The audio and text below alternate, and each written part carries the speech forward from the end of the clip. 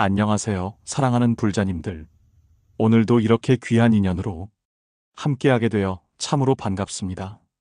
오늘은 다이아몬드처럼 단단해서 어떤 번뇌라도 잘라낼 수 있다는 금강경에 대해 말씀드리겠습니다. 금강경은 우리 삶의 괴로움을 만드는 마음의 습관을 꿰뚫어보고 그 습관을 끊어낼 수 있게 도와주는 경전입니다. 사람은 나이를 먹을수록 마음이 더 단단해지기도 합니다. 고집이 세진다는 뜻이 아니라 경험이 쌓이고 상처도 많으니 마음이 스스로를 지키려고 딱딱해지는 겁니다. 그러다 보면 내가 옳다, 내가 맞다, 내가 손해봤다, 내가 이렇게 고생했다 하는 마음이 굳어지기 쉽습니다. 금강경은 바로 그 굳어진 마음을 깨뜨려서 다시 부드럽고 지혜로운 마음으로 돌아오게 합니다. 금강경에 유명한 구절이 있습니다. 응무소주 이생기심, 어디에도 머무르지 말고 그 마음을 내라. 이 한 문장이 참 묘합니다. 붙들지 말라 하면서도 마음을 내라고 하니 그럼 도대체 어디에 기대어 살라는 말인가? 헷갈리기도 합니다. 그런데 이게 금강경의 핵심입니다. 우리가 괴로운 것은 마음을 붙들어야 한다는 습관 때문이고 또 한편으로는 아무것도 붙들면 안 된다는 강박 때문이기도 합니다. 금강경은 그 두 극단을 벗어나서 붙들지 않되 포기하지 않는 길, 노퇴, 책임을 다하는 길을 알려줍니다. 오늘 법문은 세 가지 진리로 나누어 말씀드리겠습니다. 이 세 가지를 마음에만 담아도 금강경이 왜 중요한지 확실히 잡히실 겁니다. 그리고 일상에서 바로 써먹을 수 있도록 최대한 현실적인 비유와 실제 사례를 섞어서 말씀드리겠습니다. 첫 번째로 붙잡을수록 괴롭고 내려놓을수록 살 길이 열린다. 우리가 괴로울 때를 가만히 살펴봅시다. 괴로움이 어디에서 오느냐? 돈 때문에, 건강 때문에, 자식 때문에, 인간관계 때문에. 겉으로 보면 그럴듯합니다. 그런데 금강경은 더 깊이 들어가서 이렇게 묻습니다. 그 일 자체가 괴롭냐? 그 일을 내 뜻대로 붙잡으려는 마음이 괴롭냐? 사실은 후자가 많습니다. 어르신들이 제일 많이 하시는 걱정이 무엇입니까? 자식이 잘 살아야 할 텐데. 이 마음이 나쁜가요? 아닙니다. 부모 마음은 자식을 위하는 마음이니 귀합니다. 그런데 그 마음이 어느 순간 이렇게 바뀝니다. 내가 생각하는 방식대로 살아야 한다. 내 말대로 해야 한다. 내가 정해준 길로 가야 한다. 이렇게 되면 자식이 잘 되든 못 되든 마음은 계속 흔들립니다. 잘 되면 이대로 계속 잘 돼야 한다 하고 붙잡고 조금 삐끗하면 큰일 났다 하고 붙잡습니다. 결국 붙잡는 마음이 계속 괴로움을 만듭니다. 금강경에 이런 말씀이 있습니다. 일체유의법. 모든 만들어진 현상은 꿈 같고 환상 같고 물거품 같고 그림자 같고 이슬 같고 번개 같으니 마땅히 이렇게 관하라. 이 말은 세상 다 헛되니 아무것도 하지 마라가 아닙니다. 세상 일이 영원히 내 뜻대로 굳어지지는 않는다는 걸 똑바로 보라는 겁니다. 그러면 마음이 덜 매달리게 됩니다. 장에 가서 두부를 사올 때 집에 오는 길에 봉지가 흔들리면 물이 새지요. 그럼 어떻게 합니까? 봉지를 더 세게 꽉 쥐면 오히려 터집니다. 손을 조금 바꿔잡고 밑을 받쳐들고 조심히 걸어갑니다. 인생도 똑같습니다. 무엇을 너무 꽉 쥐면 오히려 망가집니다. 건강도 그렇고 관계도 그렇고 돈도 그렇습니다.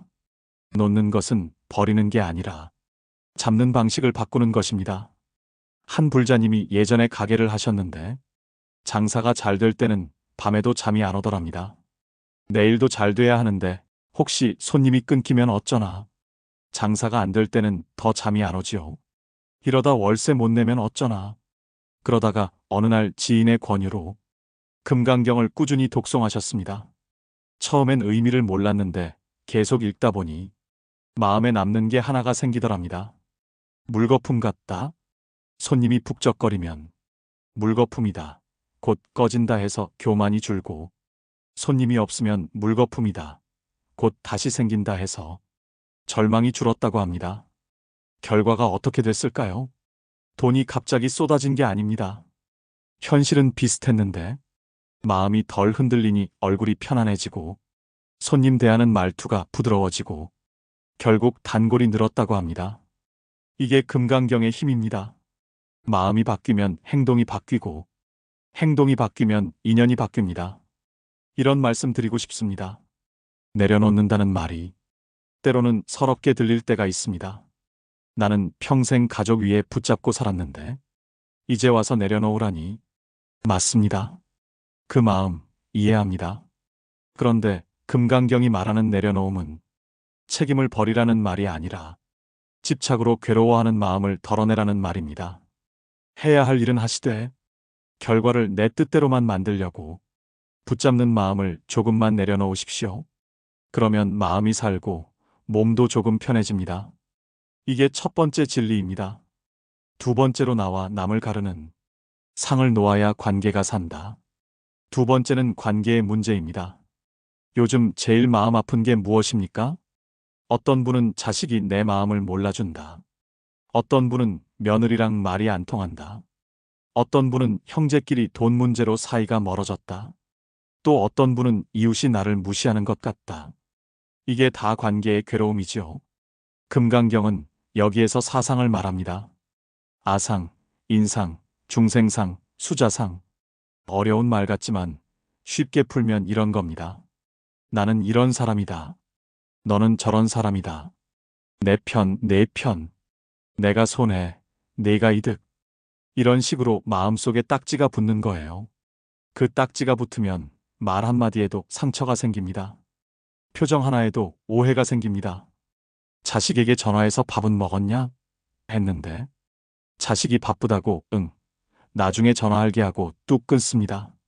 그러면 마음이 어떻습니까? 서운하지요. 그 서운함 자체는 자연스러운 감정입니다. 그런데 거기에 딱지가 붙습니다. 내가 부모인데 나를 이렇게 대하냐? 내가 너를 어떻게 키웠는데? 이 딱지가 바로 아상입니다. 그러면 그 다음부터는 자식이 좋은 말을 해도 립서비스겠지 하고 또 딱지로 듣습니다. 결국 관계가 더 멀어집니다. 한 불자님은 아들과 몇 년 동안 거의 왕래가 없었습니다. 결혼 문제로 크게 다투고 서로 자존심 세워서 연락이 끊겼지요. 그러다 손주가 태어났는데도 못 봤습니다. 마음은 보고 싶은데 마음 한구석이 이렇게 말합니다. 그래도 내가 먼저 와서 사과해야지. 그 어르신이 어느 날 절에 와서 울면서 말씀하셨어요. 자식이 미운데 손주는 보고 싶습니다. 그때 금강경 이야기를 드렸습니다. 어르신, 지금 어르신 마음속에 내가 옳다는 상이 큽니다. 그 상이 자식을 벌주고 있고 동시에 어르신을 벌주고 있습니다. 그 어르신이 며칠을 고민하다가 아들에게 먼저 연락을 하셨어요. 아빠가 미안하다. 내 인생은 내가 잘 살아라. 그 한마디가 얼어붙은 얼음을 녹였습니다. 누가 이겼느냐가 중요한 게 아니었습니다. 내가 옳다는 상을 내려놓으니 사랑이 다시 흐르더라는 겁니다. 금강경에는 이런 말씀이 나옵니다. 보살이 중생을 제도하되 제도한 중생이 없다는 생각을 가져야 한다. 이것도 굉장히 현실적입니다. 어르신들 평생 가족을 위해 희생 많이 하셨죠. 그런데 그 희생이 마음속에서 내가 해줬다로 굳어지면 공덕이 어느 순간 원망으로 변합니다. 내가 너한테 어떻게 했는데? 이 말이 입 밖으로 나오면 상대는 감사가 아니라 부담을 느낍니다. 그러면 관계는 더 멀어집니다. 금강경은 여기에서 선행조차도 상으로 굳히지 말라고 합니다. 베풀고 있는다는 말이 바로 이것입니다. 밥을 지어 가족에게 주면 내가 밥 해줬으니 너는 내 말 들어하고 거래합니까? 아닙니다. 밥은 그냥 먹고 살라고 짓는 겁니다. 관계도 그렇게 해야 합니다. 사랑은 거래가 아니어야 오래갑니다. 금강경은 그걸 가르칩니다. 나와 남이라는 상을 조금 느슨하게 하면 말이 부드러워지고 표정이 풀리고 관계가 살아납니다. 이게 두 번째 진리입니다. 세 번째로 고통을 없애려 하기 전에 고통을 바라보는 마음을 바르게 세우라. 세 번째는 어르신들께 특히 절실한 주제입니다. 건강, 병원, 약, 통증, 외로움. 이런 것들이 나이 들수록 가까이 옵니다. 우리는 대개 이렇게 빕니다. 이 고통이 없어지게 해주세요. 병이 낫게 해주세요. 우리 집 문제가 풀리게 해주세요. 그 기도 자체가 잘못은 아닙니다. 다만 금강경은 여기에서 한 걸음 더 나아갑니다. 고통을 당장 없애지 못해도 그 고통에 끌려가며 무너지는 마음은 줄일 수 있다. 바로 이 점 때문에 금강경이 중요합니다. 비 오는 날을 생각해 봅시다. 비가 내리면 비를 멈추게 하려고 하십니까? 못 멈춥니다. 대신 우산을 씁니다. 안 젖도록 조심합니다. 옷을 여미고 천천히 걷습니다. 인생의 비도 그렇습니다. 병이 오고 이별이 오고 손해가 오고 오해가 옵니다. 그 비를 억지로 멈추게 할 수 없는 날이 많습니다. 그러나 우산을 쓸 수는 있습니다. 그 우산이 바로 금강경의 지혜입니다. 라디오를 틀면 지지직 잡음이 납니다. 그럴 때 우리는 잡음을 때려 없애려고 라디오를 흔들기만 하면 더 시끄럽습니다. 주파수를 맞춥니다. 그러면 같은 공기 속에서도 소리가 또렷해집니다. 금강경은 내 마음의 주파수를 맞춰줍니다. 현실의 사건이 바뀌지 않아도 내 마음이 상에 붙잡히지 않으면 같은 말도 덜 아프고 같은 문제도 덜 무겁습니다. 한 불자님이 무릎이 아파서 매일 짜증이 올라온다고 하셨습니다. 아프니까 사람이 못되게 변한다고요. 가족에게도 툭툭 내뱉고 밤에는 잠도 못 자고 마음이 늘 불안했습니다. 그런데 그분이 금강경을 읽으면서 이런 연습을 하셨다고 합니다. 아픔이 올라오면 아픔이 왔다. 거기에 나는 끝났다. 나는 쓸모없다. 내 인생은 불행하다. 같은 생각이 붙을 때마다 그건 상이다. 생각이 덫이라는 거다. 처음엔 잘 안 됐지만 몇 달 지나니 통증이 줄었다기보다 통증 때문에 인생이 망했다는 절망이 줄었고 가족에게 화를 덜 내게 됐다고 합니다. 금강경은 이렇게 고통을 현실적으로 다룹니다. 고통을 신비하게 없애주는 게 아니라 고통 위에 덫을 대는 마음의 괴로움을 덜어주는 겁니다. 응무소주 이생기심을 다시 떠올려 보세요. 어디에도 머무르지 말라. 즉, 고통에도 머무르지 말고, 분노에도 머무르지 말고, 후회에도 머무르지 말고, 두려움에도 머무르지 말라는 겁니다. 그런데 마음을 내라. 어떤 마음입니까? 자비심, 인내심, 지혜심, 감사심 같은 마음이지요. 이게 세 번째 진리입니다. 인생의 파도가 없어지는 날을 기다리기 전에 파도 위에서 중심을 잡는 법을 배우라는 겁니다. 이제부터가 제일 중요합니다. 좋은 말로 끝나면 소용이 없습니다. 내일부터 당장 하실 수 있는 실천을 구체적으로 드리겠습니다. 몸이 불편해도, 글을 잘 못 읽어도, 하루가 바빠도 가능한 것들입니다. 첫째, 하루 3분 붙잡는 것 하나 내려놓기 수행입니다. 아침에 일어나서 물 한 잔 드시기 전에 또는 잠들기 전에 3분만 하십시오. 오늘 내가 제일 붙잡는 것이 무엇인가? 돈, 건강, 자식, 체면, 억울함, 과거, 미래.